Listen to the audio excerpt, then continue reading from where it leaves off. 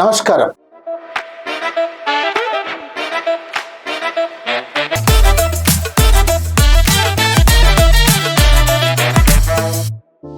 ఇటీవల నిజమే కావచ్చు మీరు చెప్పింది. గతంలో తెలంగాణలో ఒక ఎస్సీ మంత్రిని ముఖ్యమంత్రి గారు చేయబట్టుకొని రావా ఎడ కూర్చో అని గుంజి ఆయన కూర్చునే కాడ నా పక్కన కూర్చుంటావానో లేదా ఏమో వేరే కాడ కూర్చోబెట్టాడు. ఇటీవల ఆంధ్రప్రదేశ్ లో పవన్ కళ్యాణ్ ఉప ముఖ్యమంత్రి గారు అక్కడ హోమ్ మినిస్టర్ గారి పైన వారి యొక్క విధుల్లోకి ఆయన దొరబడ్డాడనేటువంటి విమర్శలు వచ్చాయి. ఆమె దళితురాలు హోమ్ మినిస్టర్ కాబట్టి అనేది కూడా వచ్చింది. ఇలాంటి అనేక వస్తాయి.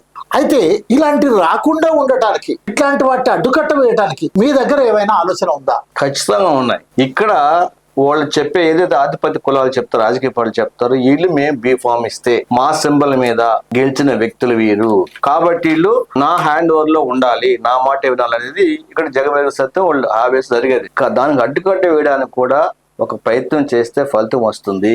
ఫర్ ఎగ్జాంపుల్ 2004లో లకే రాజారావు అనే ఒక టీచర్, సాధారణమైన వ్యక్తి రాజారావు గారు అనే వ్యక్తి 15 సంవత్సరాల జీతం ఆయన ఉద్యోగానికి రాజీనామా చేసి ఒక కమ్యూనిటీని, కోయా కమ్యూనిటీని ఆర్గనైజ్ చేసుకొని, ఎస్టీ ఆర్గనైజ్ చేసుకొని ఒక ఎమ్మెల్యే దాఖలు మనం చూస్తా ఉన్నాం స్పష్టంగా. అటువంటి ఎమ్మెల్యేకి ఫుల్ పవర్స్ వస్తున్నాయి.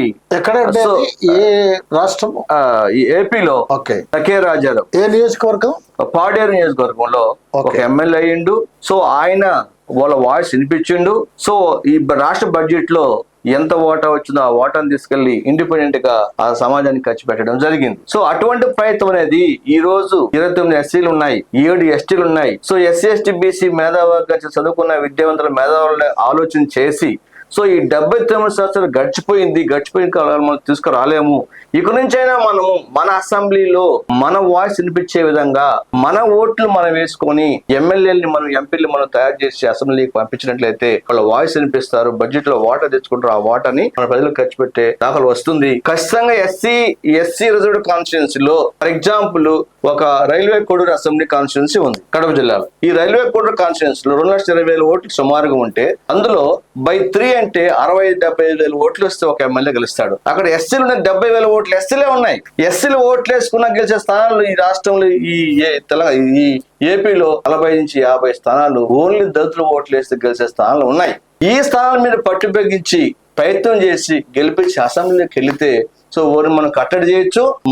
మన పిల్లల భవిష్యత్తు, మన జాతి సమస్య, మన గౌరవము, గుర్తింపు, మాట విలువ వస్తుంది. అటువంటి ప్రయత్నం చేయమని